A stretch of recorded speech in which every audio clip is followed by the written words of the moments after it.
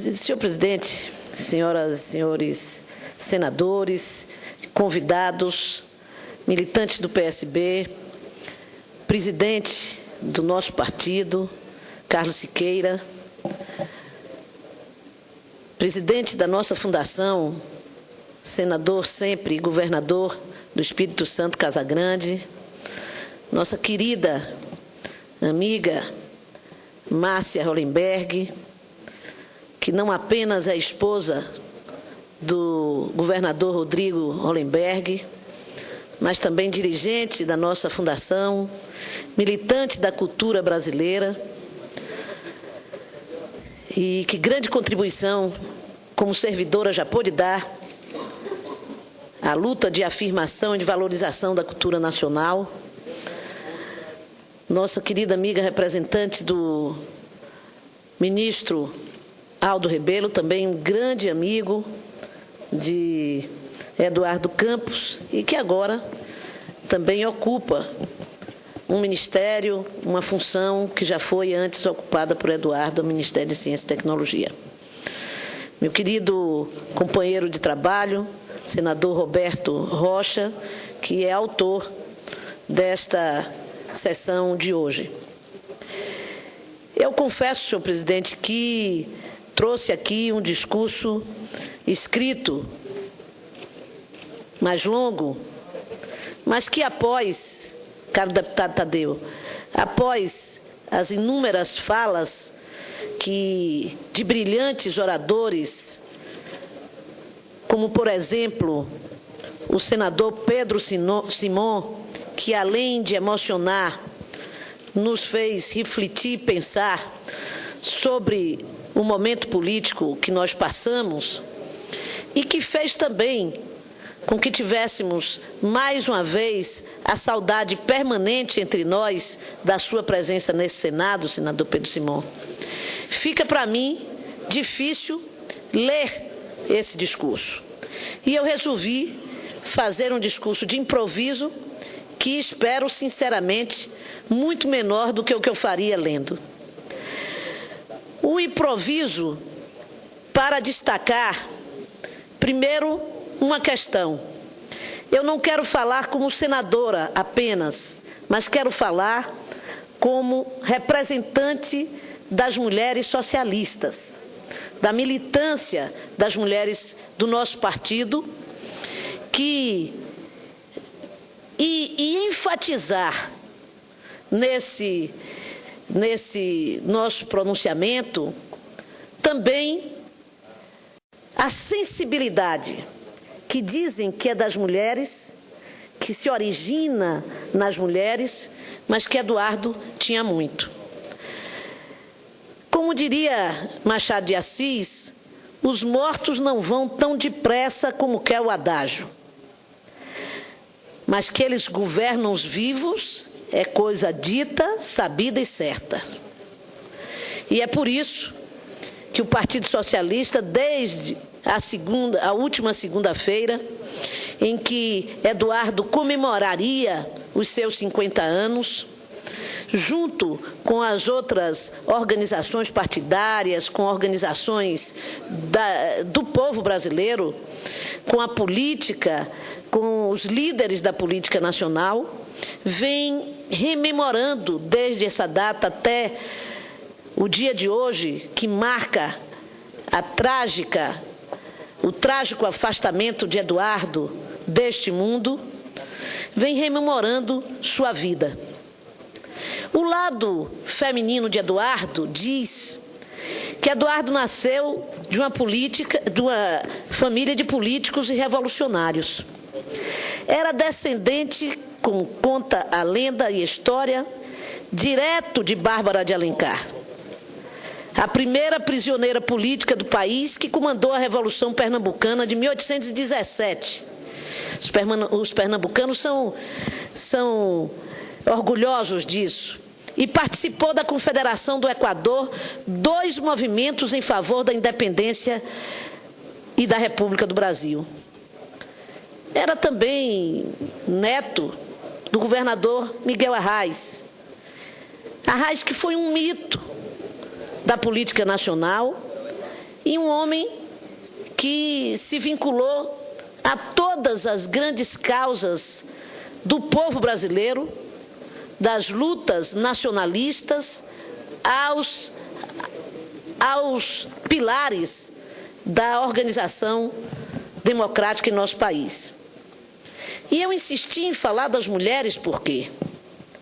Porque Eduardo não apenas foi o neto de Arraes, mas ele é o filho de Ana Arraes. Ana é uma mulher que perdeu a mãe muito cedo e que, ao seu pai se casar novamente e ter novos filhos, Ana praticamente dividiu as tarefas da maternidade com sua madrasta. Foi praticamente mãe também de seus irmãos. E digo isso porque teve 2 filhos homens e perdeu também o seu marido cedo. E Eduardo dizia sempre, nas nossas discussões com a pauta das mulheres, algumas vezes ele me disse: calma, Lídice da Mata, você acha que eu, filho de Dona Ana Arraes, não vou respeitar os direitos das mulheres? Dona Ana nos criou para sermos respeitadores das mulheres e para sermos delicados com as mulheres. E Eduardo, ao seu jeito, à sua forma, compreendeu de maneira muito especial essa luta que me refiro, à luta das mulheres. Quando governador, quando Eduardo tomou posse e organizou o seu governo, organizou uma Secretaria da Mulher. Uma Secretaria da Mulher quando nenhum outro governo de Estado no país tinha organizado uma Secretaria da Mulher. Mas não apenas organizou uma Secretaria da Mulher, ele lhe deu uma nova configuração. Uma configuração que saiu da afirmação retórica de que a causa da mulher deve ser uma causa que possa permear todas as políticas públicas. Ele o fez na prática. Ele colocou na Secretaria da Mulher uma mulher política, uma ex-exilada, com uma história de luta libertária, e uma feminista. Uma feminista que fez um programa avançado de inclusão das mulheres pernambucanas. Uma política onde ele escolheu 2 centros de sua atuação no governo, a educação e a segurança pública. Todos esses 2 vetores essenciais, estratégicos da administração de Eduardo, tiveram uma participação singular da política das mulheres. No Pacto pela Vida, Márcia, participava a secretária Cristina Buarque, ex-cunhada do nosso senador Cristóvão Buarque, para definir metas a serem alcançadas no Pacto pela Vida, pela diminuição da violência no estado de Pernambuco, dos índices de violência contra a mulher. Também na educação, este que foi o principal ponto estratégico, a principal paixão de Eduardo no seu governo, a ideia de que era indispensável implantar colégios de tempo integral no ensino médio, que fez com que ele construísse a maior rede de colégios de tempo integral no ensino médio do Brasil, com mais de 300 colégios de tempo integral. Ainda assim, através da Secretaria de Mulher, Eduardo criou o programa na Secretaria da Mulher, o programa de alfabetização de mulheres rurais, que ganhou o nome de Chapéu de Couro também, numa referência clara à sua vinculação com a luta de Miguel Arraes, e ganhou o seu primeiro destaque e prêmio internacional de sua gestão em direitos humanos com esse projeto e recebeu esse prêmio na ONU. Portanto, esta referência de um mundo, de uma administração, de uma sociedade em que a democracia exigia uma política também de inclusão da outra metade da humanidade, que são as mulheres, Eduardo fez com devoção, com dedicação, com respeito à luta das mulheres, com respeito à sua secretária, Cristina Buarque, para implantar, lhe empoderando para implantar uma política pública realmente de inclusão social que marcasse uma postura de um governante socialista no governo de um Estado. Isso fez com que Eduardo tivesse, sem dúvida nenhuma, a admiração das mulheres feministas desse Brasil e da militância de mulheres socialistas. Eduardo era respeitado pela militância da juventude socialista brasileira, que aqui está presente.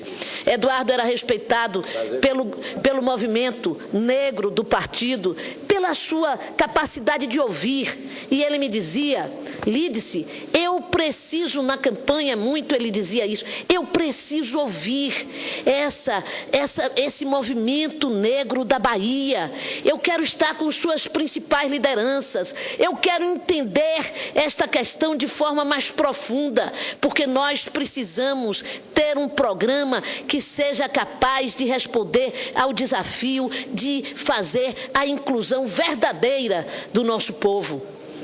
Eduardo também deu voz no nosso partido ao movimento LGBT, que passou a ter uma participação destacada na sua presidência.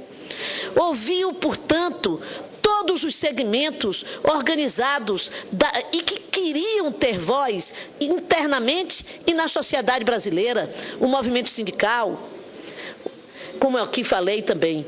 Portanto, eu queria destacar aquilo que não foi aqui falado. O Eduardo, presidente do PSB, o Eduardo, respeitador da luta política das minorias e dos nossos movimentos sociais dentro do partido e fora dele. O Eduardo, cuja sensibilidade de homem, ainda muito jovem, quase ainda saindo da adolescência, escolheu uma companheira que foi a sua companheira de vida e por ela ele teve um amor profundo, muito profundo, criando uma relação de 5 filhos numa sociedade e numa idade que era dele, que faria 50 anos agora, onde dificilmente pessoas da geração de Eduardo têm tantos filhos. Ele dizia, nós queremos botar gente no mundo. E tinha em Renata uma parceira que pensava justamente como ele, a vida. Renata, que com ele compartilhava da mesma fervorosa fé cristã. Renata, que foi sua companheira em toda a sua caminhada à presidência da República, era Renata, e ele dizia para mim, Lídice, Renata, agora com Miguelzinho, ela não deixa nem as babás darem banho a Miguel.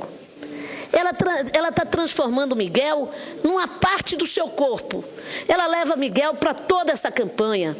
E ela parou da última vez que ele foi a Salvador para fazer conosco a última atividade, uma semana antes de sua morte. Ela desceu do avião com ele em Salvador, amamentou Miguel, ia ficar em Salvador e decidiu, não, eu quero que o avião me leve para Pernambuco. Estou sentindo falta de José e dos meninos. Então, esta relação de Eduardo com a sua mãe, que também é uma relação que não se limita ao amor materno. Ana também era sua companheira de batalha, sua conselheira política, sua parceira de ideias.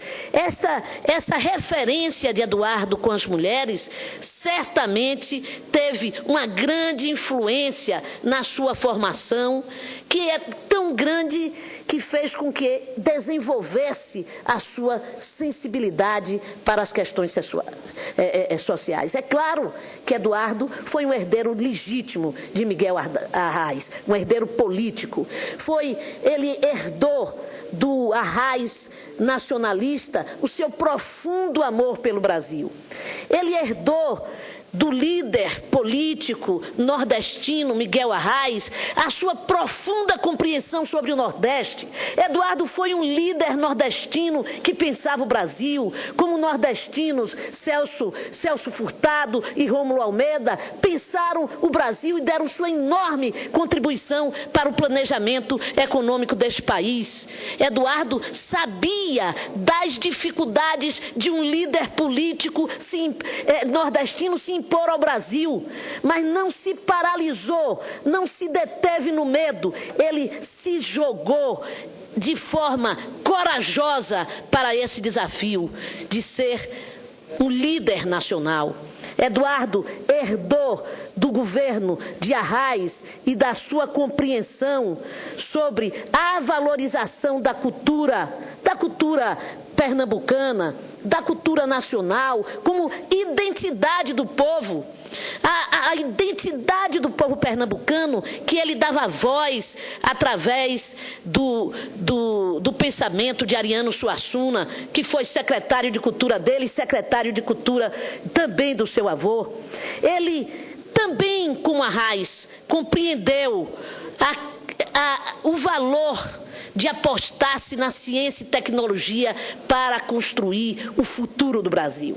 Então, como todos nós somos herdeiros, somos formados das heranças que recebemos dos nossos pais e desta convivência da luta política e da relação com o povo, Eduardo se tornou esse grande político que encantou o Brasil e que faz uma enorme falta ao Partido Socialista Brasileiro e uma enorme falta à nossa nação nesse momento, especialmente, onde ele, como construtor de pontes, como um grande negociador, que era a sua característica central, que veio ao Congresso Nacional e foi ser ministro e voltou para o Congresso Nacional por sua característica de grande negociador, e sempre foi.